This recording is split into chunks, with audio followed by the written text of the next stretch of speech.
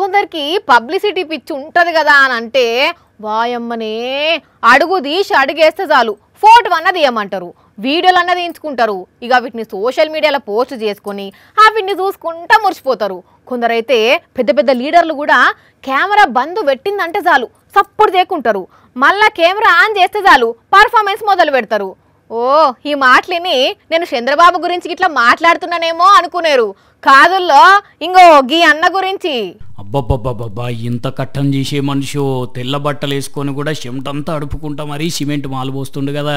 Leader సాబ్ అంటే ఈయన లెక్క ఉండాలి అనిపిస్తున్నది కదా. ఇదంతా నిజం అనుకునేరు. అంత పబ్లిసిటీ అంటే ఫోటోల కోసం ఇట్లా సిమెంట్ మాల్ మోసినట్టు చేస్తే ఇంతల్నే ఏమైందో చూడండి పాపం. అయిపోయి పబ్లిసిటీ పిచ్చితోని గుంత తవ్విన తంతెల మీద నిలబడి ఇట్లా తట్ట అందుకున్నాడో లేదో కాలు జారి ఆ తవ్విన గుంతల్ని పడ్డాడు. మొదలిచ్చిన గంప మోసినప్పుడు ఫోటో చక్కగా రాలేదని ఇంకో తట్ట ఇవ్వమన్నాడు. ఇంతల్నే ఇట్లా పడిపోయి పరుగు తీసుకున్నాడు. ఈయన గారి పేరు ప్రఫుల్ శ్రీవాస్తవ. ఒక సామాజిక కార్యకర్తట.